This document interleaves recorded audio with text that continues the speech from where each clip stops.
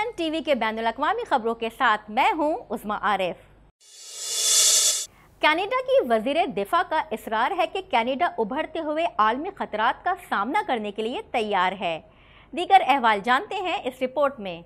Canada की वज़ीर दिफा अनीता आनंद का इसरार है कि कनाडा उभरते हुए आलमी खतरात से निपटने के लिए तैयार है। उनका ये बयान ऐसे वक्त में सामने आया है जब पोलैंड में मिसाइल धमाकों के बाद यूक्रेन में रूस की जानिब से नेटो मुल्क में जंग छिड़ने के खदशात पैदा हुए। वज़ीर आज़म और चीन के सदर के दरमियान तनाव की बातचीत वीडियो पर पकड़ी गई। शुमाली कोरिया एक बैलिस्टिक मिसाइल का तजुर्बा किया और कनाडा के ऑडिटर जनरल की एक नई रिपोर्ट में कहा गया है कि इस हफ्ते आर्कटिक का सही तरीके से सर्वे करने के लिए तैयारी का फुकदान है। एक इंटरव्यू के दौरान आनंद ने कहा कि हमें नेटो के लिए अपने कसीरुल जहदी इत्तेहादों और यूक्रेन के लिए दो तरफा ताउन में हिस्सा डालने के काबिल होने की ज़रूरत है। साथ ही इस बात को यकीनी बनाने के लिए कि हम हिंद बहरुल काहिल में अमन और इस्तेहकाम की हिमायत के लिए अपनी मौजूदगी रखते हैं और हम ऐसा ही कर रहे हैं। ये सब कुछ ऐसे वक्त में सामने आया जब इस हफ्ते के आखिर में हैलिफैक्स में जमहूरियतों के दिफाई रहनुमाओं का दुनिया का सबसे बड़ा इज्तिमा हो रहा है। हफ्ते को आनंद ने यूक्रेन के लिए हिमायत की तस्दीक करने के लिए रियासत हाय मुत्तहदा के सेक्रेटरी दिफा लॉयड ऑस्टिन के साथ एक दो तरफा मीटिंग की और दीगर मौज़ूआत के साथ साथ north American aerospace defence command में अपग्रेड पर तबादला ख्याल किया। उनका कहना था कि हम मुख्तसर और तवील मुद्दत में यूक्रेन के साथ खड़े रहेंगे और इसीलिए कनाडा ने पोलैंड को मारने वाले उन दो मिसाइलों की तहकीकात में अपनी हिमायत की पेशकश की है। दनी असना चीन के साथ कनाडा के ताल्लुकात इस हफ्ते इस वक्त मरकज बन गए जब चीनी सदर शी जिनपिंग का ट्रूडो से मुकाबला करने की एक वीडियो वायरल हुई जिसने बहुत से लोगों को ताल्लुकात की हालत के बारे में कयास आराइयां करने पर उकसाया। Canadian Union of Public employees का कहना है कि ओंटारियो हुकूमत के साथ हफ्ते के आखिर में मजदूरों के मुज़ाकरात के बाद हड़ताल को रोकने के लिए एक आर्जी मुआहदा किया गया है। तफसीलात जानने के लिए देखते हैं ये रिपोर्ट। कैनेडियन सूबे ओंटारियो में स्कूलों में होने वाली हड़ताल मनसूख कर दी गई। Canadian Union of Public employees का कहना है कि उसने ओंटारियो हुकूमत के साथ हफ्ते के आखिर में मजदूरों के मुज़ाकरात के बाद हड़ताल को रोकने के लिए एक आर्जी मुआहदा किया है। ये मुआहदा Canadian Union of Public Employees और सूबे के दरमियान हफ्ते के आखिर में तवील मुज़ाकरात के बाद सामने आया है। यूनियन की सौदेबाजी करने वाली टीम ने एक ट्वीट में कहा, कल कोई नौकरी की कार्रवाई नहीं होगी। हमारे मेंबरान तलबा की मदद जारी रखने के लिए स्कूलों को रिपोर्ट करेंगे जिनके साथ काम करने पर हमें फख्र है। मुआहदे की अभी भी क्यूब मेंबरान की जानिब से तौसीक की ज़रूरत है। जुमेरात को वोटिंग शुरू होने की तवक्को है और अगले हफ्ते के आखिर तक मुकम्मल हो जाएगी। क्यूब की Ontario school board council of unions की सदर लॉरा वॉल्टन ने तस्दीक की कि 170 दिन की सौदेबाजी के बाद टीम एक आर्जी मुआहदे पर पहुंच गई।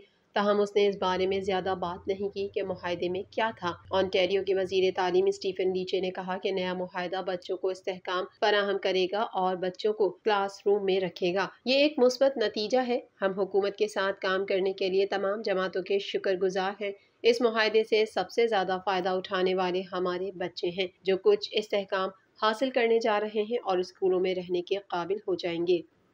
कैनेडियन सूबे ओंटारियो में इतवार के रोज होने वाली शदीद बर्फबारी के सबब निज़ाम ज़िंदगी मुतासिर हुआ है। दीगर अहवाल जानते हैं इस रिपोर्ट में। कैनेडियन सूबे ओंटारियो में इतवार के रोज होने वाली शदीद बर्फबारी के सबब निज़ाम ज़िंदगी मुतासिर हुआ है।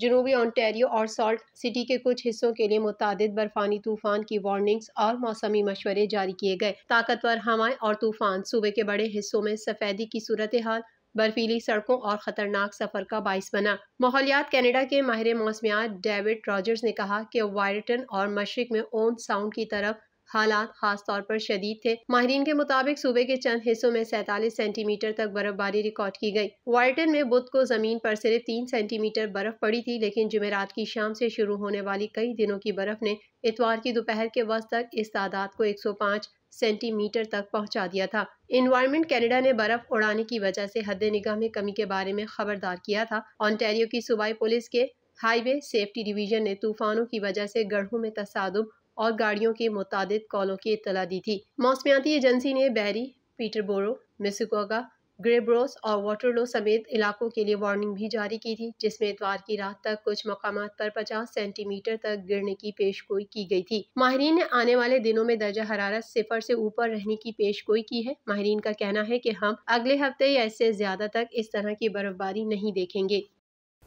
न्यूयॉर्क की गवर्नर के मुताबिक बर्फानी तूफान में फंस जाने वाले 250 अफराद को रेस्क्यू कर लिया गया। सड़कों से बर्फ हटाने का काम जारी है, ताहम मुसलसल बर्फबारी के बाइस रेस्क्यू वर्कर्स को मुश्किलात का सामना है। दीगर अहवाल जानते हैं इस रिपोर्ट में।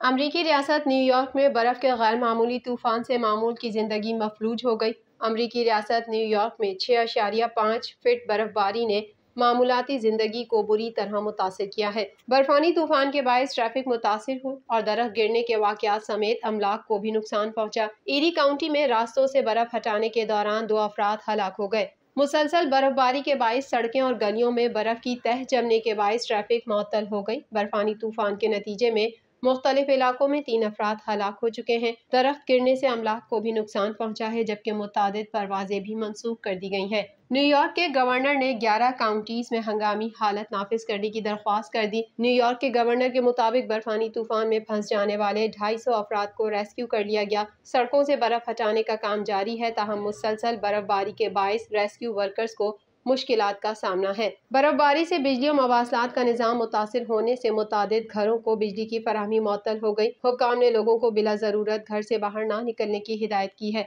वाज़ेह है कि अमेरिका की रियासत फ्लोरिडा और दीगर इलाकों में गुज़िश्ता माह शदीद समंदरी तूफान ने तबाही मचा दी थी। इस समंदरी तूफान के नतीजे में दर्जनों अफराद हलाक, सैकड़ों जख्मी और हज़ारों बेघर हो गए थे, जबकि मवासलाती निज़ाम दरहम बरहम और बिजली से मुल्क का वसी हिस्सा महरूम हो गया है।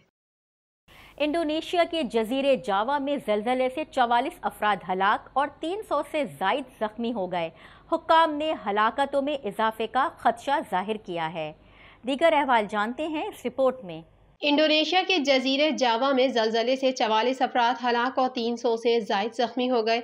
US जियोलॉजिकल सर्वे के मुताबिक ज़लज़ले का मरकज़ वेस्ट जावा का इलाका सियांजर था और उसकी गहराई 10 किलोमीटर थी। अमरीकी जियोलॉजिकल सर्वे के मुताबिक ज़लज़ले की शिद्दत रेक्टर स्केल पर 5.6 थी और इसका मरकज़ जावा के मगरिबी इलाके में 10 किलोमीटर गहराई में था। ज़लज़ले के झटके जकार्ता में महसूस किए गए। ज़लज़ले के झटकों से जकार्ता में भी मुतादिद इमारत 3 मिनट तक लरजती रहीं, जबकि कुछ को खाली भी कराया गया। गैर मुल्की मीडिया रिपोर्ट्स में इंडोनेशियन हुक्काम के हवाले से बताया गया है कि पीर की सुबह इंडोनेशिया के जजीरे जावा में आने वाले ज़लज़ले से मुतादिद इमारतें गिर गईं। इमारतों के मलबे में बहुत से लोग दबे हुए हैं। ज़लज़ले से अब तक की इत्तलात के मुताबिक 44 अफराद हलाक हो चुके हैं। इलाके में आफ्टर शॉक्स भी महसूस किए जा रहे हैं। हुक्काम ने हलाकतों में इजाफे का खदशा जाहिर किया है। ख्याल रहे कि इंडोनेशिया रिंग ऑफ फायर यानी मुसलसल ज़लज़ले और आतिश फिशा के धमाकों वाले इलाके में आबाद है। TNN TV के न्यूज़ बुलेटिन से फिलहाल इतना ही। मज़ीद खबरों और अपडेट्स के लिए देखते रहिए TNN TV।